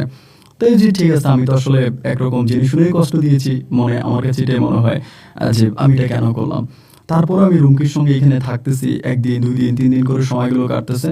এবং কাটতে কাটতে আমি রুমকিকে জিজ্ঞেস করেছি, কী ব্যাপার, তুমি না বললা তোমার আব্বা আম্মা আসবে, কিন্তু তারা যে আসতেছে না? ও আমাকে বলে, আমার আব্বা আম্মা তো আসার কথা ছিল, কিন্তু তারা কেন এরকম ডিলে করতেছে আমি তো বুঝতেছি না। আর তারা না আসলেই তো ভালো, তারা আসলে তো সমস্যা আরও বাড়বে, আমাকে খুঁজবে, তারা পুলিশ নিয়ে আমাকে খোঁজাখুঁজি করবে, আমাকে বের করবে, এরপর তো আমাদের সম্পর্কটা আরও একটা মানে আরও কঠিন অবস্থার মধ্যে চলে যাবে। আমি বললাম, হ্যাঁ, এটাও তুমি ঠিক বলছো যে তোমার আব্বা আম্মা তো আসলে এখানে তোমাকে খোঁজাখুঁজি করবে, আর অনেক ঝামেলা করবে। তো সেখানে তারা আসে নাই, সেটা আরেকটা ভালো হয়েছে। তো এরকম করে আমি তখন রুমকির সঙ্গে কথাবার্তা বলি, ও আমার সঙ্গে কথাবার্তা বলে, আমরা তখন এক ঘরে থাকতেছি। আমাদের খাবার দাবার থেকে শুরু করে সব কিছু কিন্তু আমার আম্মুই বিয়ার করতেছে। তো এরকম করে অনেকগুলো দিন কেটে গেল, প্রায় আপনার 1 থেকে 1.5 মাসের মতো কেটে গেছে। 1-1.5 মাস পরে আমার আব্বার জন্য আমার খুব কষ্ট হচ্ছিল। এবং কষ্ট হওয়ার পর আমি একদিন রুমকিকে বললাম যে, রুমকি, আমি আমার আব্বুর সঙ্গে দেখা করার জন্য গ্রামে যাব, তুমি কি বলো? এটা বলাতেই রুমকি খুব ক্ষিপ্ত হয়ে গেল, মানে রেগে গেল। আমাকে বলে, কেন তোমার আব্বুর কাছে যেতে হবে? তোমার আব্বু কি করছে তোমার? তোমার আম্মু তোমাকে ছোটবেলায় পড়াশোনা করাইছে, তোমাকে শহরে রাখছে, শহরের স্কুলে পড়াইছে, এরপরে তুমি যাকে ভালোবাসতা তাকে পাওয়ার জন্য তোমার আম্মা কত ত্যাগ স্বীকার করছে, নিজে রিস্ক নিয়ে আমাদের বিয়ে করাই দিছে, এবং আজকে তোমার আম্মু তোমার জন্য এত কিছু করছে, তারপরে তুমি আব্বু আব্বু করো কেন? মানে ও আমার মুখে আমার বাবার নামটা শুনতেই পারতো না। বাবার নাম বললে ও খেপে যেত, রেগে যেত, ও বাবার কাছে যেতে দিত না। এভাবে সময়গুলো কাটতে কাটতে একটা পর্যায়ে আমার ভিতরে কেমন জানি রুমকিকে ভালো লাগতেছিল না। ওর চলাফেরা, যেমন আমি প্রথমত আপনাকে একটা কথা বলি, আমি কিন্তু ওর প্রেমে পাগল হয়ে গেছিলাম, মানে ওর জন্য পাগল হয়ে গেছিলাম মানুষের প্রতি ওর মানবতা দেখে। কিন্তু আমি দেখতাম কি ও রুমের মধ্যে স্মোক করতো, মানে সিগারেট খাইতো। তো এইটা আমি প্রথম মানে আমার খুব কষ্ট লাগতো যে ও সিগারেট কেন খায়। আমাকে বলতাম যে, তুমি সিগারেট খাচ্ছ কেন, একটা মেয়ে মানুষ হয়ে কেন সিগারেট খাও? ও বলে, এটা খেতে আমার ভালো লাগে, ওটা না খেলে আমার ভালো লাগে না, আমি এই জন্য এটা খাই। তো আমি মানে তো বলতাম, কি রে, তুমি আগ থেকেই খাইতা? ও বলে, হ্যাঁ, যখন স্কুলে পড়তাম ফ্রেন্ডদের সঙ্গে মাঝে মাঝে খাইতাম, তো ওখান থেকে মানে খাচ্ছি। তো প্রথম দিকে আমি বিষয়টা ভেবে নিয়েছিলাম যে ও হয়তো বড়লোকের মেয়ে বা এই জন্যই হয়তো খাচ্ছে বা এরকম খায়। কিন্তু এরপরে আরও কিছু জিনিস আমি দেখতে পাই। যেহেতু মানে আমার ভিতর তখন কেমন জানি অনেকটা, ওকে আমার অনেকটা খারাপ লাগতে শুরু হয় যে আমিও ওকে যেমনটা ভেবে আসলে বিয়ে করেছিলাম, আদতেও কিন্তু তেমন না। ও কিন্তু পুরোই ডিফারেন্ট একটা মানুষ, মানে পুরোই আলাদা একটা মানুষ। ও কিন্তু এরকম কেউই না। তো ওর যে আন্টি আছে, ওই আন্টি মাঝে মাঝে আমাদের বাসায় আসতো, আন্টির সঙ্গে দেখা হতো, কিন্তু ওর আব্বা আম্মার সঙ্গে ও কখনোই ফোনে কথা বলতে আমি শুনি নাই। আদৌ ওর আব্বা আম্মা বিদেশে থাকে কিনা সেটাও কিন্তু আমি জানি না। কয়েকটা জিনিস আমার কাছে খুব সন্দেহ লাগে, লাগার পরে একদিন হলো কি, আমি আমার আম্মা এবং রুমকি কাউরে না বলেই হঠাৎ করে একদিন পালাইয়া যাই, মানে আম্মুর বাসা থেকে পালিয়ে যাই। এবং বাসা থেকে পালিয়ে আমি ডিরেক্টলি আমার আব্বার কাছে চলে যাই। এবং আব্বার কাছে গিয়ে আমি তখন আব্বুকে জড়ায় ধরে কান্নাকাটি করি। এর মাঝে আবার রুমকির সঙ্গে আমার অনেক ঘটনা আছে, যেমন ওর সঙ্গে আমার মারামারি হয়েছে, ঘরের অনেক ফার্নিচার ভাঙছে, মানে খুব মানে ঝামেলা আছে, এগুলো আর আপনাকে বলি নাই। যাই হোক, ওর সঙ্গে আমার বনিবনা হচ্ছে না বা এক রুমে থাকতে পারতেছি না, খুব ঝামেলা হচ্ছে। সেজন্যই আমি রুম থেকে মানে একরকম শহর থেকে পালায় তখন গ্রামে চলে আসি এবং এসে পরে আব্বুকে জড়ায় ধরে আব্বুর কাছে কান্নাকাটি করে বলেছে, আব্বু আমার একটা মিস্টেক, আমার একটা ভুল হয়েছে, তুমি আমাকে মাফ করে দাও, আমি আসলে বুঝতে পারিনি যে বিষয়টা এরকম হবে। আমার আব্বা তখন আমাকে বলতেছে, আচ্ছা ঠিক আছে, এটা কোনো সমস্যা নাই, তুমি তো আর জেনে শুনে করো নাই, তুমি যাই করছো যেটাই করছো, আব্বু বিষয়টা ওভাবে দেখে আব্বু বিষয়টা ঠিক করে নেবো, তুমি মন খারাপ করো না। আমার আব্বু খুবই মানে ভালো মনের মানুষ ছিলেন, আমাকে সাপোর্ট দিয়েছেন, আমাকে বুঝিয়েছেন এবং বুঝিয়ে শুনে আব্বু তখন আমাকে লুকায় ফেলছে। মানে আমাকে আর শহরের মানে কোনো কিছুতে আমাকে মিশতে দেয় নাই বা ওখানে যেতে দেয় নাই। আব্বু তখন আমাকে লুকায় ফেলছে। আমার আম্মা তখন আমাকে খোঁচাখুচি করতেছে, ঝামেলা করতেছে। এরই মাঝে ওই রুমকি তখন আমার নামে একটা মামলা করে দেয়। কিভাবে যেন আমাদের থানাতে মামলা করে, আমাদের বিয়ের কিন্তু কোনো কাগজপত্র হয়নি। এরপরেও থেকে কাবিনের পেপার বের করে কি করে আমি জানি না, ওই তখন মামলা করে দেয়। মামলা করে দিলে পরে তখন আমার মাও রুমকির সাপোর্টে, এবং মায়ের দুজনেই মিলে তখন আমাকে খুঁজতেছে, আমাকে খোঁজাখুঁজি করতেছে। আমার আব্বু তখন আমাকে লুকায় রাখে আব্বুর এক দুঃসম্পর্কের আত্মীয়র বাড়িতে। সেই বাড়িতে দীর্ঘদিন যাবৎ থাকতেছি, তো বুঝতেছি না আমি তখন কি করব। খুব খারাপ সময় কাটতেছে, আমি বাসা থেকে বেরোতে পারি না এবং পুলিশ প্রতিনিয়ত আমাদের বাড়িতে আসতেছে, আমাকে খোঁজাখুঁজি করতেছে এবং অনেকগুলো মামলা আমার নামে করে দেওয়া হয়, শুধু একটা না, মানে কেসটাকে সাজানোর জন্য অনেকগুলো মামলা তখন দায়ের করে। পরিশেষে আমার আব্বা বলতেছে যে, নাজমুল তোর যদি মানে বাংলাদেশে থাকতে হয় তাহলে তোর মায়ের কাছে চলে যেতে হবে, কারণ তুই যে ঘটনা ঘটাইছিস এরপরে তুই আর এখানে থাকতে পারবি না। আমি তখন আমার আব্বাকে বললাম যে, আব্বা এভাবে তো হতে পারে না। তখন কিন্তু আমার আব্বা মানে মোটামুটি আমার আব্বার ভাইদের সঙ্গে মানে আমার চাচাদের সঙ্গে আমার আব্বা কিন্তু আলাদা হয়ে গেছে।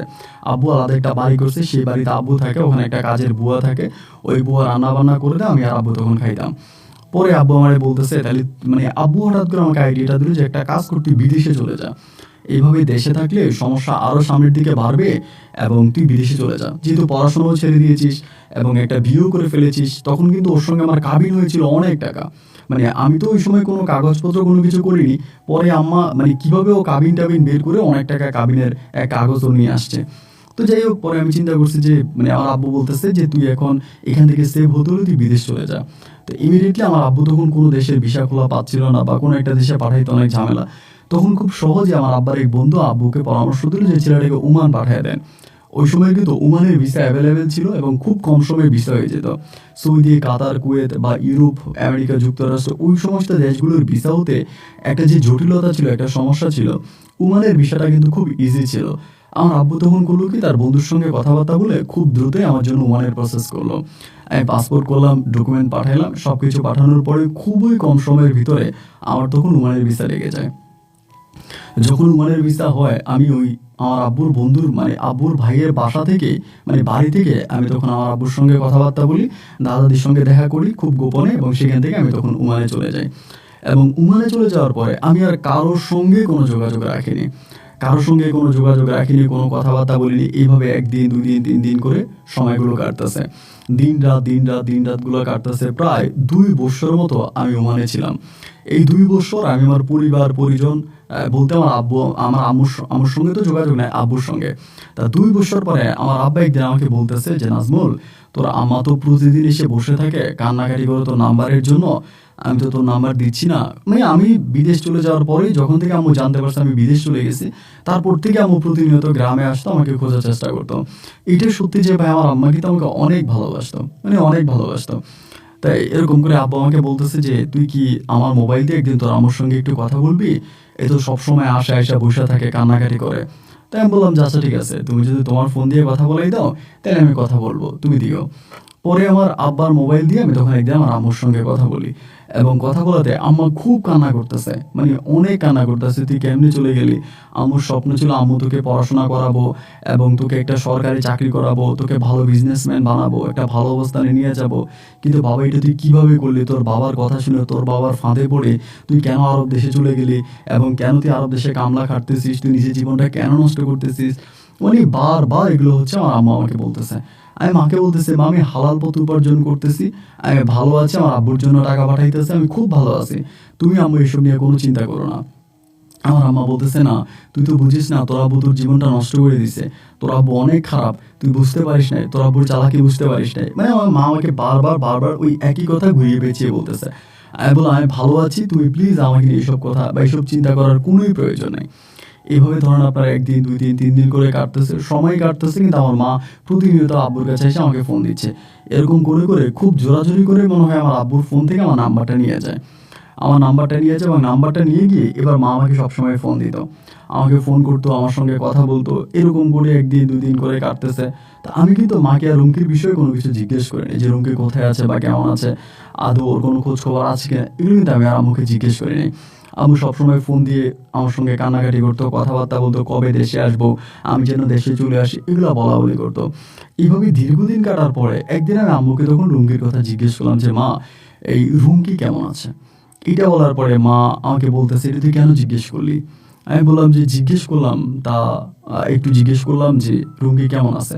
আমার মা বলে, যেমন করে তোর বাবা আমার জীবনটা নষ্ট করছে, ঠিক তেমন করে তুই এই অবলা মেয়ের জীবনটা নষ্ট করছিস। মেয়েটারে তার পরিবারের কাছ থেকে আলাদা করছিস এবং সবার কাছ থেকে মেয়েটা তুই আলাদা করে দিলি।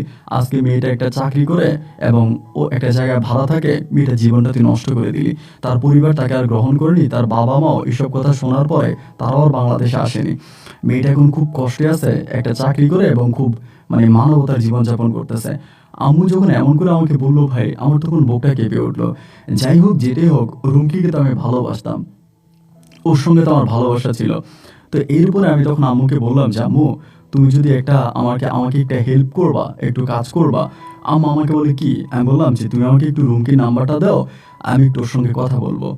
এটা বলাতে আমার আম্মা বলতেছে, না না না না, এটার প্রয়োজন নাই, তুই কেন ওর সঙ্গে কথা বলবি?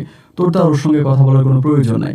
এখন তুই বিদেশ করতেছিস, তুই বিদেশ কর এবং দেশে এসে আমা তোকে দেখে শুনে একটা সুন্দর মেয়ে বিয়ে করাই দিব। এখন আর ওর সঙ্গে কথা বলার কোনো প্রয়োজনই নাই। আমি তখন আমার মাকে বললাম যে না মা, তুমি আমাকে একটু দাও না, আমি একটু ওর সঙ্গে কথাবার্তা বলি, এবং আমার খুব খারাপ লাগতেছে মা, ও এতটা কষ্টে আছে এটা জানতে পারছি, এই জন্য খারাপ লাগতেছে। আম্মু আমাকে বলে, না এরপর আরো ঝামেলা হবে, ওর সঙ্গে কথা বলার দরকার নাই। আম্মু আমাকে দিতে চায় না। আমি একরকম জোর জবরদস্তি করে আম্মুর কাছ থেকে কোনো রকমে আমি তখন রুমকির নাম্বারটা ম্যানেজ করি। ম্যানেজ করার পরে একদিন আমি রুমকিকে ফোন করি তার রাতের বেলায়। রাতের বেলায় ফোন করার পরে রুমকি তখন ফোনটা রিসিভ করে এবং রিসিভ করে আমি যখন বলি যে রুমকি আমি নাজমুল, এটা বলার সঙ্গে সঙ্গে ও কান্না করতে শুরু করে এবং প্রথমে কান্না করে ১-২ মিনিটের মতো কান্না করে এবং কান্না করে আমাকে অকথ্য ভাষায় তখন গালাগালি করতেছে, খুব খারাপ ভাষায় গালাগালি করতেছে যে তুই আমার জীবনটা এভাবে নষ্ট করলে তোরে আল্লাহ কোনোদিনও ক্ষমা করবে না, এবং তুই আমার পরিবারের কাছ থেকে আমাকে আলাদা করছিস, আমার বাপ মায়ের কাছ থেকে আলাদা করছিস, খুব গালাগালি করতেছে। তখন ভাই বিশ্বাস করেন, আমার নিজেকে খুব অপরাধী মনে হচ্ছে যে আমি এত বড় একটা অন্যায় করে ফেললাম। আমি নিজের স্বার্থের জন্য বা ও তো আসলে আমাকে ভালোবেসেই বাসা থেকে পালায় আসছে, এবং আমি কেনই বা এটা করলাম। বা আমি তখন তারে বললাম যে রুমকি আমার ভুল হয়ে গেছে এবং তুমি আমাকে মাফ করে দাও। আমি তো জানতে পারছি তুমি খুব কষ্টে আছো, সো তুমি এটা করো না, আমি তোমাকে সাপোর্ট দিব বা আমি তোমার সঙ্গে কথাবার্তা বলবো। দেখেন এত কিছু হয়ে যাওয়ার পরেও কিন্তু আমার মায়ের প্রতি আমার এখনো বিশ্বাস আসেনি, ভালোবাসা আসেনি। সেই পর্যন্ত কিন্তু আমি অন্ধের মতো আমার বাবাকেই বিশ্বাস করি, বাবাকেই ভালোবাসি। আমি মোটা আমার মাকে ভালোবাসি না। মার সঙ্গে কথাবার্তা বলি বা সব কিছুই ঠিক আছে, কিন্তু ভিতর থেকে যে ভালোবাসা, এটা শুধুমাত্র বাবার জন্য। এভাবে রুমকির সঙ্গে কথাবার্তা বলতে বলতে আমি রুমকিকে বললাম যে তুমি এখানে চাকরি করো বা এইভাবে থাকো, তোমার জীবনটা বেশ কষ্টে কাটতেছে, তুমি তোমার পরিবারের কাছে যাচ্ছ না কেন? ও বলে, আমার পরিবার আমাকে নিবে না তো, আমি পালায় চলে আসছি, তোমাকে বিয়ে করছি, আর তোমার আম্মার কাছে আমি যাবো না, তোমার আম্মাও ভালো না, আমি এই জন্য চাকরি করতেছি। তো এইভাবে তার সঙ্গে কয়েকদিন কথা বলে আমি নিজেই তাকে প্রস্তাব করলাম যে রুমকি একটা কাজ করো, তুমি আমাদের আমার বাড়িতে চলে যাও। আমার বাড়িতে তো আমার আব্বু আছে, আব্বু তো একাই থাকে, আমার আব্বুকে রান্না বান্না করে খাওয়াবা, ওখানে একটা কাজের মহিলা আছে, তুমি আমার আব্বুর সঙ্গে গিয়ে থাকো। তো আমাকে বলতেছে, আমি তোমার আব্বুর কাছে গিয়ে থাকবো, তোমার আব্বুর কাছে যাব, তার মানে কি তুমি কি আমাকে আবারও বউ হিসাবে মেনে নিচ্ছ? আমি বললাম, দেখো আমাদের তো কোনো ছাড়াছাড়ি হয়নি, আমাদের মা আমাকে বিয়ে করাই দিয়ে আমরা বিয়ে করি, এবং আমাদের মাঝে তো কোনো ডিভোর্স হয়নি, তালাক হয়নি, তুমি কি আমাকে ডিভোর্স করছো? ও বলে, না। তাহলে আমি তো তোমাকে করি নাই, আমাদের তো বিয়ে, তুমি তো এখনো আইনত আমার বউ আছো, সুতরাং আমার বাবার কাছে চলে যাও, তুমি আমার বাবার কাছে থাকো এবং আমিও আমার বাবার কাছে যাব, এবং আমি আমার বাবাকে যদি সব কিছু বুঝে ম্যানেজ করতে পারি তাহলে কি তুমি যাবা? আমাকে বলতেছে, দেখো আমার ইচ্ছে করতেছে না, এই জীবনটা খুব ভারী লাগতেছে। আমার কাছে ভাই কি মনে হচ্ছে কি জানেন, আমি তো দেখে আসছি যে আমার মা সিঙ্গেল থেকে কি করছে, চট্টগ্রাম শহরে আমার আম্মা কি করে বেড়াইছে, এবং সেম কাজগুলো তো এখন রুমকিও করবে। আমি তোকে ভালোবাসি, আমি চাই না ওর জীবনটা এভাবে নষ্ট হয়ে যাক। যার কারণে আমি আমার আব্বুর সঙ্গে কথাবার্তা বলি, এবং আব্বু তো রাজি হচ্ছেই না। খুবভাবে আব্বু আমাকে বলতেছে, তোর মা তোকে ফাঁদে পালানোর চেষ্টা করতেছে, তুই তোর মার এই জিনিসটা, তোর মা অনেক ডিয়ারিং। আমি বলছি, আব্বু তুমি আমাকে বিশ্বাস করো, আমার কথা বাদ দাও, তুমি ওরে ঘরে আনো।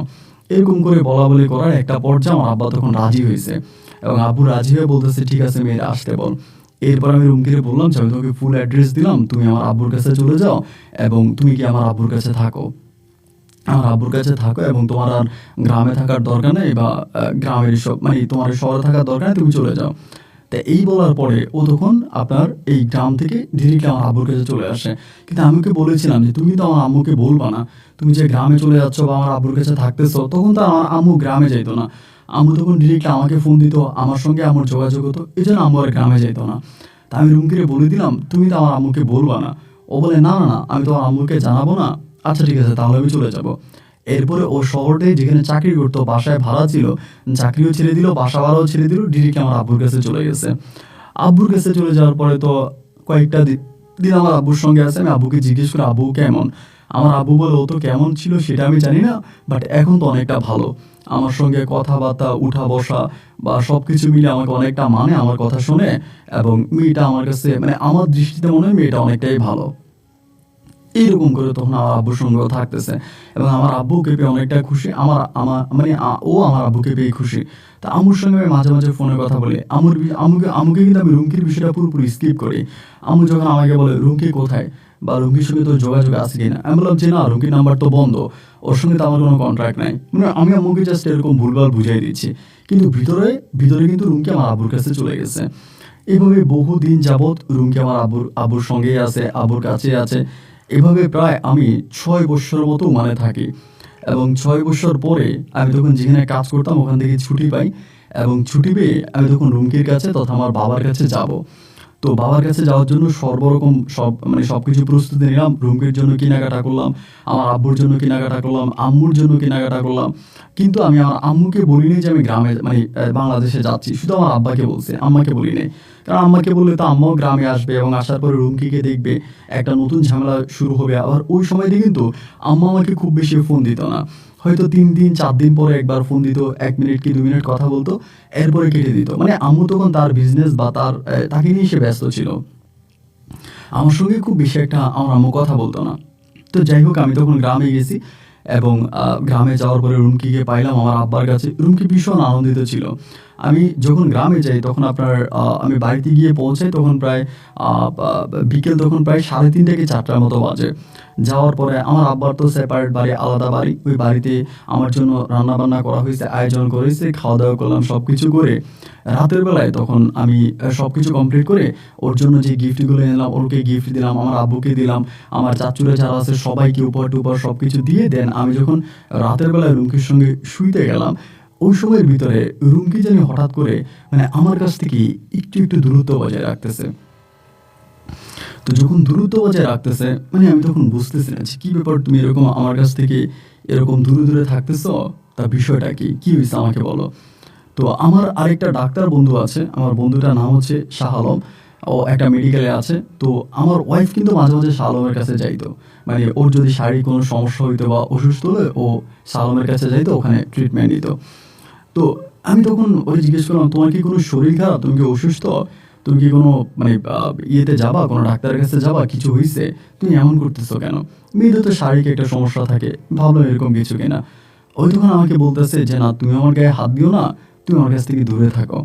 তাই আমি তখন বললাম যে রুমকিটা তুমি কি বলতেছো, আমি এত বছর পরে বিদেশ থেকে আসলাম, প্রায় 6 বছর পরে আমাদের মাঝে এত ঝামেলা গেল, এত প্রবলেম গেল, আজ আমি তোমার কাছে যাব, তুমি আমাকে বলতেছো যে আমি যেন তোমার কাছে না যাই, মানে কারণটা কি, তুমি কেন এরকম করতেছো। ও আমাকে বলে আমি তোমাকে বলতে পারবো না, আর আমি যদি বলি তুমি সহ্য করতে পারবো না। আমি তখন বললাম আরে বোকা, আমি সহ্য করতে পারবো না কেন, আমি অবশ্যই সহ্য করতে পারবো। এখানে আরেকটা বিষয় আছে, আমি যে দেশে আসতে চাচ্ছিলাম ও কিন্তু আমাকে আসতে মানা করছে। ও বলছে তুমি আরো কয়েক মাস পরে আসো। তো আমি যে সময় ছুটি হয়েছে আমি ওই সময় চলে আসছে। তারপরে যখন খুব কাছাকাছি ওর কাছে আমি গেলাম বা একটু জোরাজোরি করতেছি, ওই তখন আমাকে ডিরেক্টলি বলতেছে তুমি আমার গায়ে হাত দিও না, আমি কিন্তু গর্ভবতী। মানে আমি তখন অবাক করে মুখের দিকে তাকাচ্ছি, কিন্তু 6 বছর আমি বিদেশে ছিলাম, আমি তো ওর শরীরে হাত দিই না, 6 বছর তো আমি বিদেশ ছিলাম, তাহলে কি ও গর্ভবতী হলো কি করে। এবং ও আমাদের চট্টগ্রাম শহর থেকে গ্রামে চলে আসছে প্রায় আপনার হিসাব করতে গেলে 3 থেকে 4 বছরের মতো। ওই সময়ের ভিতরে ও কিন্তু একটা দিনের জন্য গ্রাম থেকে শহরে যায়নি, বা শহরে কারোর সঙ্গে কিন্তু ওর কোনো যোগাযোগ নাই। তাহলে ও গর্ভবতী। আমি তখন বললাম যে তুমি কি বলতেছো, তুমি গর্ভবতী মানে এটা তুমি কেমন কথা বলতেছো? ও বলে হ্যাঁ আমি গর্ভবতী এবং আমার গর্ভে যে সন্তান আছে এই সন্তানের বাবাকে আমি একটা লোককে ডাউট করি, কিন্তু আমি ক্লিয়ারলি এখনো জানি না যে আমার এই সন্তানের বাবাকে। আমি বললাম রুমকিটা তুমি কি নাটকীয় কথাবার্তা বলতেছো, তোমার কথাবার্তা আমি আসলে কোনো কিছুই বুঝতেছি না, কি উল্টাপাল্টা কথা বলো, তোমার পেটের সন্তান আছে অথচ তুমি জানো না সেই সন্তানের বাবাকে, এইটা কেমন কথাবার্তা? ও তখন বলে দেখো আমি তোমাকে একটা কথা বলি, আমার কথাটা একটু মনোযোগ দিয়ে শোনো এবং তুমি সিনক্রেট করো না, কোনো ঝামেলা করো না, আমি সন্দেহ করতেছি বাট আমি শিওর না, তুমি যদি আমাকে মানে বলো তাহলে হচ্ছে আমি বাকিটাও তোমাকে বলতে পারবো, বাট আমি আমার ভিতরে একটা জিনিস সন্দেহ লাগতেছে, আমি তোমাকে জাস্ট খুলে বলি তুমি বোঝার চেষ্টা করো। আমি বললাম ঠিক আছে বলো। বলে আমার কাছে মনে হয় কি যে আমি তো রাতের বেলা ঘুমোতে ভয় পাইতাম, আমি এমনিতেও গ্রামে আমার একটু ভূতের ভয় আছে, জিনের ভয় আছে, এই জন্য আমি বেশিরভাগ সময় রাতের বেলায় দরজা খুলেই ঘুমাইতাম। আর প্রথম দিকে তোমার আব্বা খাটে ঘুমাইতো, আর আমাদের ঘরে যে কাজের মহিলাটা ছিল ওই মহিলাটা সহ আমি নিচে ঘুমাইতাম, মানে তোমার আব্বার রুমেই থাকতাম, আমার আলাদা রুমে একা একা ভয় লাগতো। আর ওই মহিলাটাও মানে সে তো থাকতে চাইতো না, আমার রুমে রাখলেও সে থাকতে চাইতো না, বা সে ওরকম তার আলাদা রুমে থাকতে চাইতো। তা আমি তখন করতাম কি ওই কাজের মহিলাটা আর আমি নিচে ঘুমাইতাম, তোমার আব্বু উপরে ঘুমাইতো। এভাবে কাটতে কাটতে একটা পর্যায়ে আমি তখন আলাদা হয়ে আমি আমার রুমে ঘুমাইতাম, কিন্তু দরজা খোলা রাখতাম। তো মাঝে মাঝে সকালে ঘুম থেকে যখন উঠতাম আমি ওর শরীরে অনেক পরিবর্তন দেখতে পাইতাম, যেমন লাইক আমার জামা কাপড় একটু উল্টা পাল্টা, জামা কাপড় যেমনি পরছি এমন পরা নাই, মানে কিছুটা পরিবর্তন আমি তখন বুঝতে পারতাম। তো যখনই পরিবর্তনটা বুঝতে পারতাম আমি তখনই বুঝতাম যে সামথিং মনে হয় কিছু একটা আমার সঙ্গে হয়েছে বা হচ্ছে। তো তারপরও আমি হুজুর কবিরাজ দেখাইতাম, তোমার আব্বাকে বলে কবিরাজের কাছে থেকে পানি পড়া আনতাম, এটা আনতাম ওইটা আনতাম। তো একটা পর্যায়ে হঠাৎ করে মেয়েদের যে একটা প্রত্যেক মাসে যে একটা জিনিস হয় ওইটা বন্ধ হয়ে যায়। বন্ধ হয়ে যাওয়ার পরেই আমি তখন যে তোমার বন্ধু আছে শাহ আলম, ডাক্তার শাহ আলমের কাছে যাই, এবং যাওয়ার পরে ওনার কাছে আমি টেস্ট করি এবং টেস্ট করার পরে আমি রিপোর্টেই বুঝতে পারি যে আমি প্রেগনেন্ট, আমার পেটে বাচ্চা আছে। তো আমি শাহ আলম ভাইকে অনুরোধ করছিলাম তোমাকে কিছু না বলার জন্য, আগ থেকে বলে দিলে তুমি হয়তো কষ্ট পাবা। আমি ভেবেছিলাম যে আমি বাচ্চাটা নষ্ট করে ফেলবো, এরপরে তোমাকে দেশে আনবো। তো যেহেতু তুমি মানে তুমিও চলে আসার জন্য মানে হানায় ফানায় করতেছো, তুমিও চলে আসছো, আর এদিক দিয়ে আমি বাচ্চাটাও নষ্ট করার সুযোগ পাইনি, তো যার জন্য আসলে আমি তোমাকে পুরো বিষয়টা বলে দিয়েছি, কারণ তুমি যদি পরে বুঝে কষ্ট না পাও। আমি শিওর না, বাট আমি আবারও বলতেছি যে আমার মনে হয় যে আমার পেটের সন্তানের বাবা আর কেউ নয়, সে তোমারই বাবা। আমি শোনার পরে তখন আমার এতটা কষ্ট হয়েছে, আমি বিশ্বাস করতে পারতেছিলাম না। আমি বললাম রুমকি আমি আমার বাবাকে যতটুকু চিনি বা যতটুকু জানি, আমার বাবা কিন্তু মানে এরকম মানুষ না যেমনটা তুমি বলতেছ। ও আমাকে বলে মানুষকে তো আসলে উপর থেকে চেনা যায় না, একটা মানুষ কেমন হয় তার সঙ্গে চলাফেরা করলে পরে বোঝা যায় যে সে কেমন। একটা মানুষকে তো আর উপর থেকে তুমি বুঝতে পারো না সে কেমন। তোমার আব্বার বেশভূষ চলাফেরা সব কিছুই দেখলে মনে হয় তিনি একজন স্বাভাবিক মানুষ, কিন্তু আমার কাছে তাকে আসলে স্বাভাবিক মনে হয় না। বাট তারপর আমি তোমাকে বলতেছি তুমি একটা কাজ করতে পারো, তুমি পরীক্ষা করতে পারো, যেহেতু আমাদের শালম আছে বা সে তোমার ফ্রেন্ড, তুমি তাকে বিষয়টা খুলে বলো, বলে তুমি পরীক্ষাটা করাও। সারাটা রাত আমি ঘুমাইতে পারিনি। সকালবেলা আমি ডিরেক্টলি চলে গেছি শালমের বাড়িতে। ওর বাড়িতে গেলাম, যাওয়ার পর ওরে জাগাইলাম। মানে সকালে ও ঘুম থেকে উঠে আমারে দেখছে। আমি ওরে আলাদা ডাক দিয়ে জিজ্ঞেস করে বললাম যে বন্ধু তুই কি জানিস? ও আমারে বলে দেখ আমার তো ভাবি বলতে মানা করছে, তারপরে তোরে বলি যে এই ঘটনা, ভাবি কিন্তু প্রেগনেন্ট। তাই আমি বললাম যে তুই আমার ওয়াইফ প্রেগনেন্ট, এটা তুই কিভাবে বুঝলি বা এটা কি কি হতে পারে? ও বলে দেখ বন্ধু আমি জানি না, তবে আমি তখন তারে বললাম যে দেখ আমি আমার বাবাকে যে কোনোভাবে মেডিকেলে আনবো, আনার পর আমার বাবার স্যাম্পলটা নিবি, নেওয়ার পরে তুই পরীক্ষা করে দেখবি যে আসলে আমার বাবা এর মাঝে জড়িত আছে কিনা। এইটা বলার পর তখন নিচের দিকে তাকায় আছে। তা আমি বললাম কিরে তুই নিচের দিকে তাকায় আছিস কেন? আমি তো তোর কথোপকথন কিছু বুঝতেছি না, তুই নিচের দিকে তাকায় আছিস কেন? পর ও আমারে বলতেছে বন্ধু আসলে আমি কি বলবো তোরে জানি না, আচ্ছা ঠিক আছে তুই পরীক্ষা করা। তুই পরের দিনে আমি তখন আমার বউরে প্রথমে আমি নিয়ে গেছি, নিয়ে গিয়ে আমার বউর স্যাম্পল দিয়ে আসছি। এরপরে আমি আমার আব্বাকে বলতেছি আব্বা আপনার শরীরটা তো ভালো না, আমি একটু আপনাকে ডাক্তারের কাছে নিয়ে যাব এবং সেখানে নিয়ে আমি আপনাকে একটু চেক আপ করাবো। আব্বা আমারে বলে যে না রে আমার শরীর ঠিক আছে, আমি ডাক্তার দেখাবো না। তারপরে একরকম জোর জবরদস্তি করে আমি আব্বুকে তখন ওই মেডিকেলে নিয়ে আছে, ওই শালমের মেডিকেলে। ওই মেডিকেলে নিলে পরে ওই তখন আমার আব্বুর শরীর থেকেও নিয়ে যায়, এবং নিয়ে গিয়ে ওই তখন এটা কোথায় জানি পাঠায় চেক করে, এবং চেক করার পরেও আমাকে তখন রিপোর্ট দেয় যে হ্যাঁ যেমনটা তুই ধারণা করেছিস সেটাই তোর বউয়ের পেটে যে বাচ্চা আছে সে বাচ্চার বাবা কিন্তু তোর নিজের বাবা। তো এটা শোনার পরে তখন মানে আমি নিজেকে ধরে রাখতে পারিনি।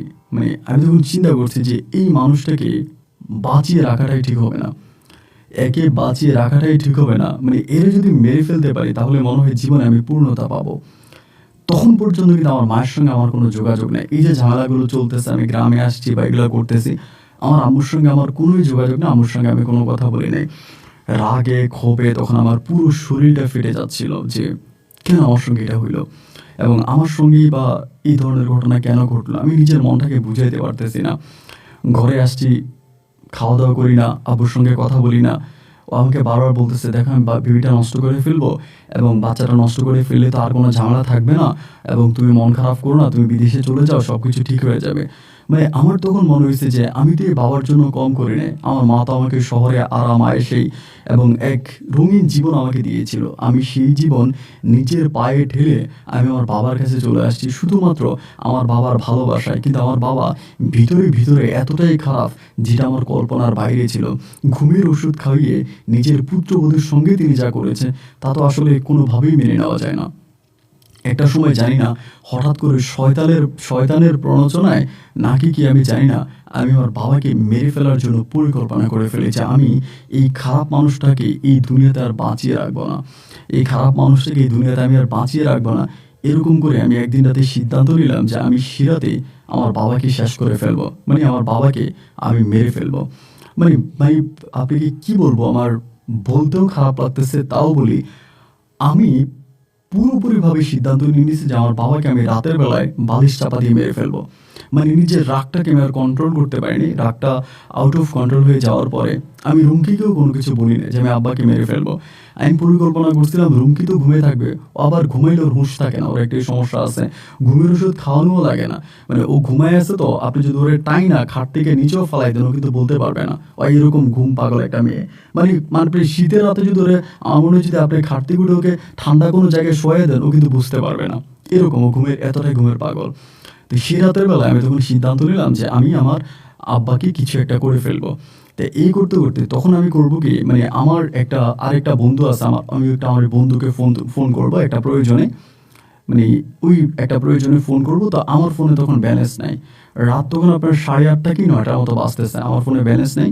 তো আমি কিন্তু সারাদিন বাইরে বেরিয়েছিলাম এবং নিজের কাজে বাইরে ছিলাম। তো এরপর আমি রুমকিরে বললাম যে রুমকি তোমার ফোনটা একটু দাও, আমি আমার ফ্রেন্ডকে কল দিব। এইটা বলার পরেই আমি তখন করলাম কি, এই রুমকির মোবাইলটা হাতে নিলাম। রুমকির মোবাইলটা হাতে নিয়ে আমার ওই ফ্রেন্ডের নাম্বারটা আমার মোবাইল থেকে রুমকির মোবাইলে উঠাচ্ছি। বাট এই সময়ের ভিতরে বারবার হচ্ছে আমার ওই বন্ধু ডাক্তার শাহ আলম কল দিতেছে আমার ওয়াইফের মোবাইলে। কল কাটতেছে আবার দিচ্ছে, কল কাটতেছে আবার দিচ্ছে। তো একবার যখন আমি কলটা ধরলাম এবং ধরার সঙ্গে সঙ্গে আমি কথা বলার আগেই ওইখান থেকে শাহ আলম বলতেছে যে ভাবি গোপন কথা আছে, জরুরি কথা আছে, গোপন কথা আছে, আপনি একটু এই কি বলে নাজমুলের কাছ থেকে শুনে আমাকে কল দেন। এটা বললো, লাইনে কেটে দিচ্ছে। এটা যখন বললো যে গোপন কথা আছে, নাজমুলের কাছ থেকে শুনে আমাকে কল দেন, আমার ভিতর তখন ডাউট ঢুকে গেল, কি ব্যাপার শাহ আলম এটা কি বললো। আমি তখন বুঝতে পারলাম না, বুঝতে না পারার পরে আমি তখন তার মোবাইলে যে কল লিস্টটা আছে, কল লিস্টে চেক করে দেখলাম কি আমার মায়ের সঙ্গে তার আজকে অনেকবার কথা হয়েছে। আমি তাকে জিজ্ঞেস করেছিলাম যে তুমি আমার আম্মুকে কিছু জানাও না, আমি যে আসছি বাড়িতে আমার আম্মু যাতে না জানে। ও বলে না আমি তোমার আম্মুকে কিছুই বলবো না এবং তোমার আম্মুর সঙ্গে আমার কোনো যোগাযোগ নেই। কিন্তু আমি তার কল লিস্ট চেক করে দেখলাম যে আজকে দিনেও সে অনেকবার আমার আম্মুর সঙ্গে মোবাইল ফোনে কথা বলছে এবং নাজমুলের সঙ্গে সে আজকে দিনে বহুবার কথা বলছে। এবং নাজমুল কেন এটা বললো আমি তখন এটা বুঝতে পারলাম না। আমার ভিতর তখন সন্দেহ ঢুকে যাচ্ছে, না তাহলে এখানে কোনো না কোনো একটা কিন্তু আছে। এবং কিন্তু থাকার পরে আমি আর তখন ঝামেলা করলাম না করে আমি তখন চুপচাপ বসে আছি যে এটা কি করছে আমি দেখি, আমি ওই রাতে আর কোনো অ্যাকশনে গেলাম না। অ্যাকশনে না গিয়ে পরের দিনটা কাটাইলাম এবং ওই পরের দিন আমি পুরোপুরিভাবে রুমকিকে অবজার্ভ করতেছি। আমি দেখতেছি যে ওর ভিতরে কেমন যেন একটা চগর বগর একটা ভাবসাব। এরপরে আমি তখন রুমকিকে এর পরের দিন আমি আমার আব্বা এবং রুমকি দুজনকে আমি চট্টগ্রাম শহরের একটা মেডিকেলে নিয়ে যাব। আমি যেখানে পরীক্ষা করছি বা শালমের রিপোর্টটা তখন আমার সন্দেহ জেগে যায়।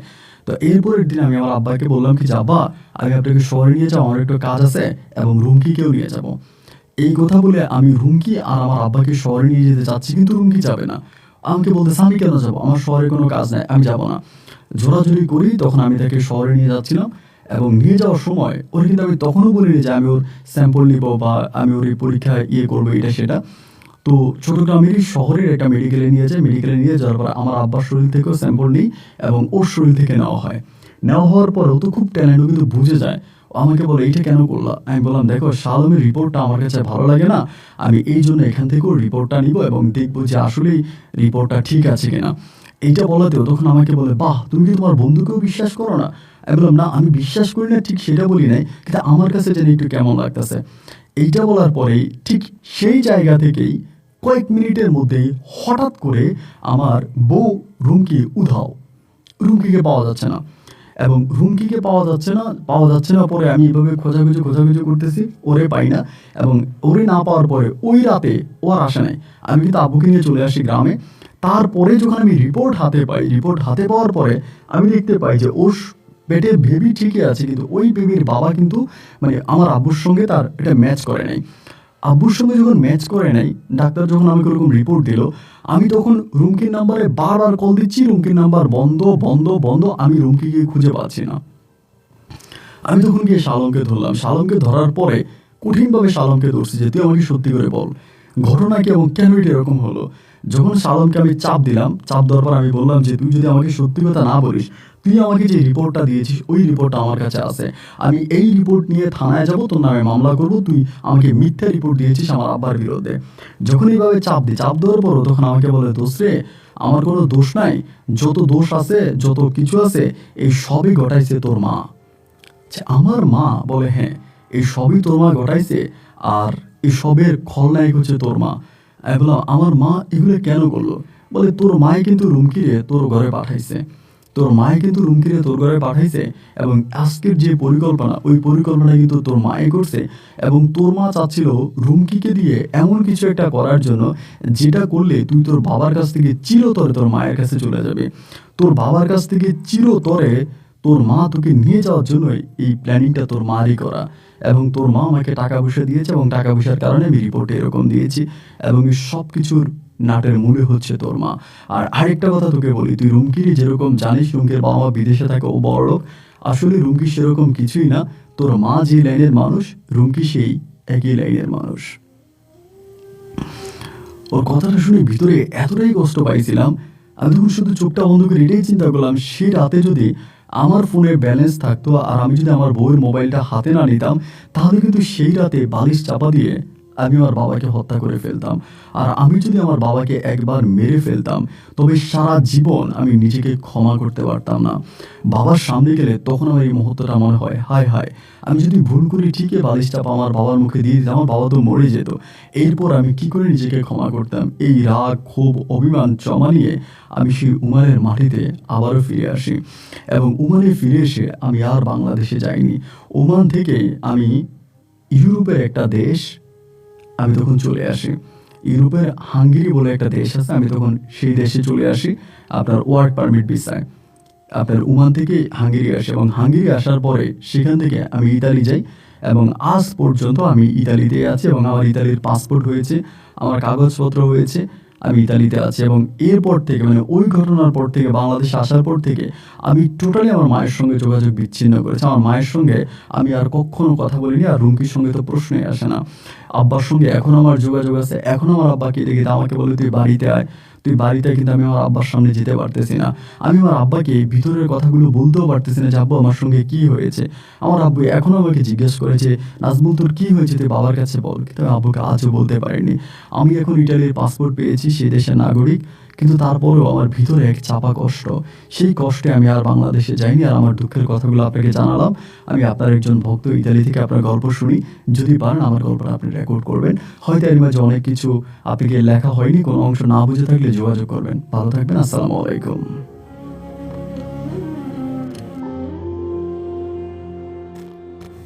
প্রিয় বন্ধুরা, সবাইকে অনেক বেশি ধন্যবাদ এ পর্যন্ত আমার সঙ্গে থেকে চট্টগ্রামের ভাই মোহাম্মদ নাজমুল হাসান। বর্তমানে তিনি একজন ইতালি প্রবাসী, ইতালির নাগরিক বলা চলে। তার জীবনের করুণ গল্পটা তিনি আমাদের সামনে তুলে ধরেছে বা তিনি সেটা বলেছে।